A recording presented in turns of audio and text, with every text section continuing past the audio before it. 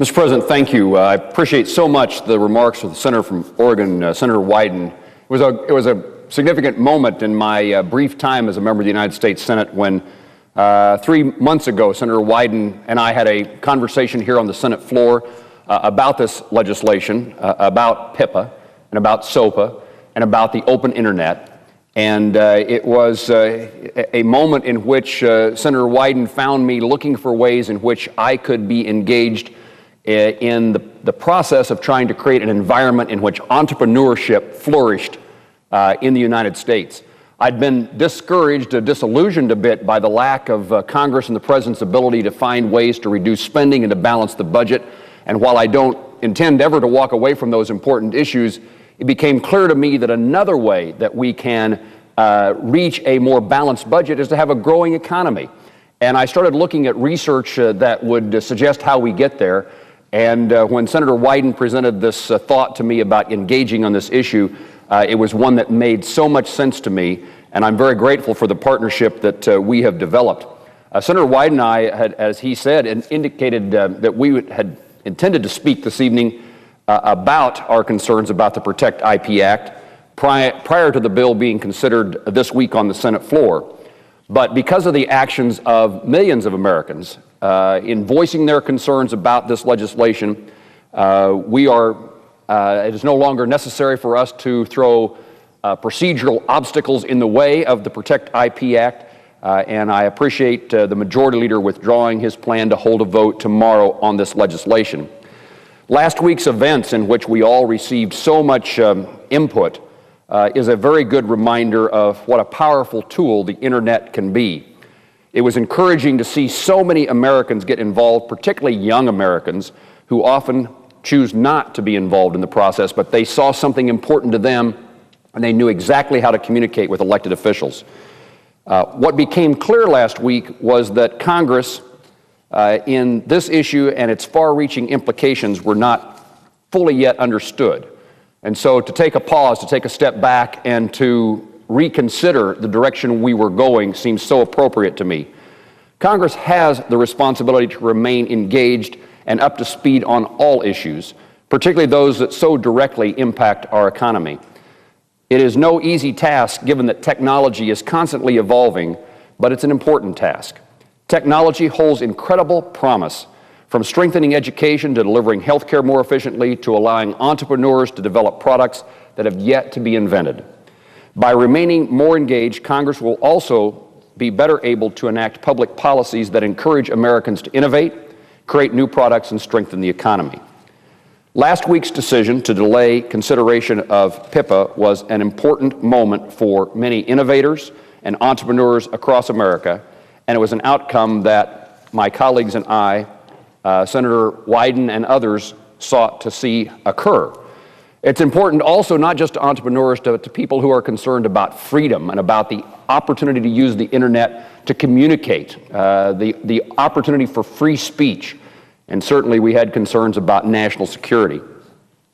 My concerns about the Protect IP Act can be summed up like this. Certain provisions in this legislation will threaten free speech, innovation, and and our national security. I'm adamantly opposed to legislation that tampers with the internet security, specifically the domain name system. Internet engineers have worked for 15 years to develop a way to authenticate the sites we visit to make sure they are secure and to enhance commerce on the internet. At a time when our nation faces increasing numbers of cyber attacks from abroad, PIPA and SOPA would create significant security risks and set America back more than a decade.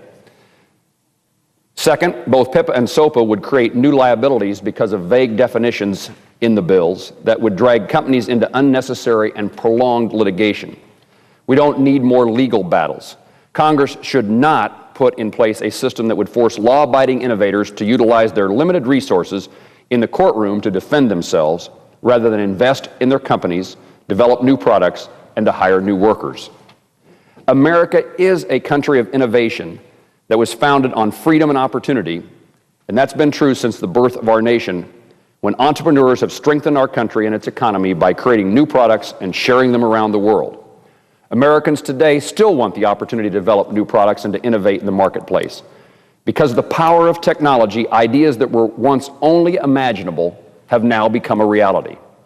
About a year ago, Google announced that it was accepting applications from cities across the United States to deploy 1 gigabit internet connection, which is roughly 100 times faster than what most users can experience today. Last March, much to my delight and the delight of many Kansans, Google chose Kansas City as the nation's first Google Gigabit city. In fact, Kansas City was selected from more than 1,100 cities who had applied and competed. Many people in Kansas City, in the Kansas City area, were soon asking, what is actually possible with a gigabit internet connection? What happens when you connect an entire community with a gigabit internet connection? An organization called Think Big Partners wanted to know the answer to those questions. So they put together a competition called Gigabit Challenge. The Gigabit Challenge was a project based on an idea and a prediction. They predicted that when Americans are given access to cutting-edge technology, in this case, one of the fastest bandwidths in the world, new innovations, new applications, and new products will be created. So they challenged entrepreneurs and innovators to come up with products that will leverage this new network capacity and offered significant cash prizes for the 3 best ideas. The response was overwhelming. 113 ideas were submitted from 5 continents, 7 countries, and 22 states. The list was eventually narrowed down to 17 companies who presented last week to a distinguished panel of judges. I had the opportunity to join Think Big Partners in Kansas City last week for part of that event, and I was impressed, so impressed by what I saw. And I congratulate the prize winners tonight who competed, and I congratulate all who competed and brought new ideas to the table. But the Gigabit Challenge underscores the fact that Americans want to innovate, and Congress should encourage innovation rather than create new hurdles for American creators and innovators. One of the most important things Congress can do to encourage innovation is to make it easier for entrepreneurs to start a business. Last month, Senator Warner and I introduced bipartisan legislation called the Startup Act to jumpstart the economy through creation and growth of new businesses. Data from the Kauffman Foundation in Kansas City shows that between 1980 and 2005, nearly all of the net jobs that were created in the United States were created by companies less than 5 years old. In fact, new businesses create about 3 million jobs each year. The Startup Act recognizes the job-creating potential of entrepreneurs and is based upon 5 pro-growth principles.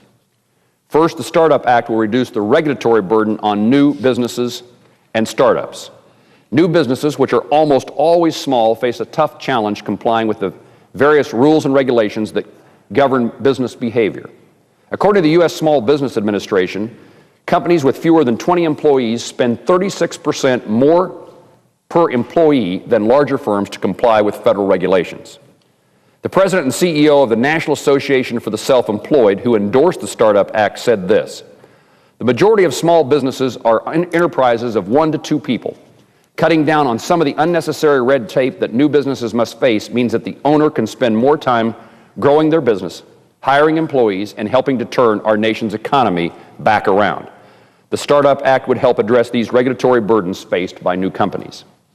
Reducing regulatory burdens mean entrepreneurs will have more time and money to invest in their business and to hire more workers. Secondly, the Startup Act creates tax incentives to help facilitate the financing of new businesses so they can get off the ground and grow more quickly. One of the greatest challenges for startups is accessing the necessary capital to grow their business. The Startup Act provides capital gains and income tax incentives to facilitate financing the new business at its critical juncture of firm growth. Helping entrepreneurs attract investment and retain greater share of the company's profits will lead to job growth. Third, the Startup Act recognizes innovation drives the American economy.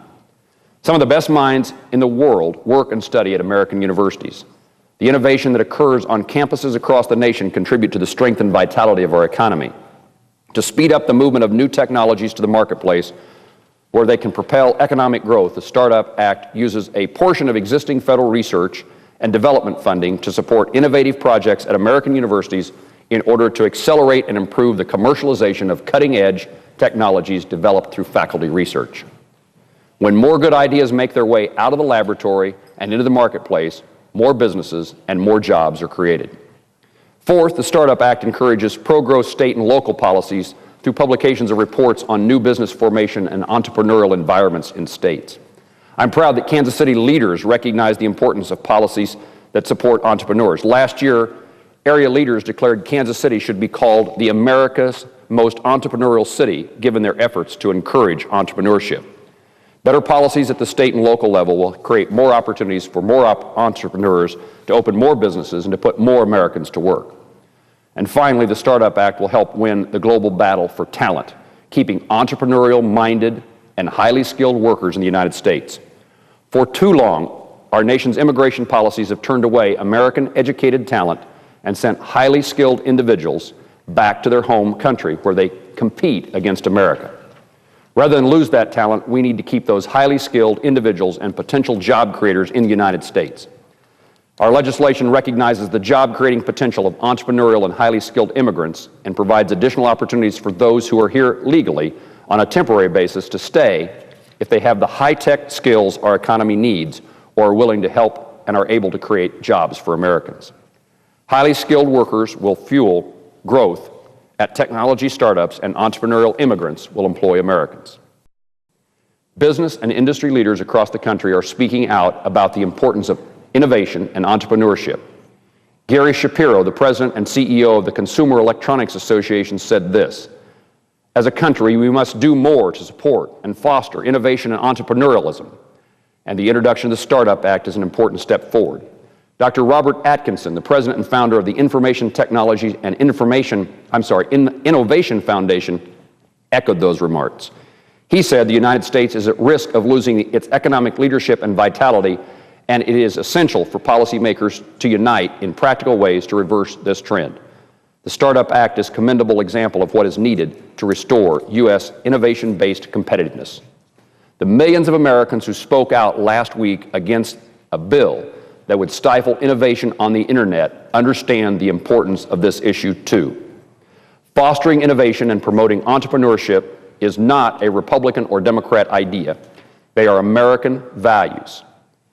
What occurred last week is a reminder to all of us in this Senate about the leadership that's necessary. And again, I congratulate Senator Wyden for providing that leadership, and with good leaders in Washington, D.C., and with the American people who understand in many instances better than we often do the value of entrepreneurship upon free speech and open internet, great things can once again happen in the United States of America. Our economy can flourish and grow.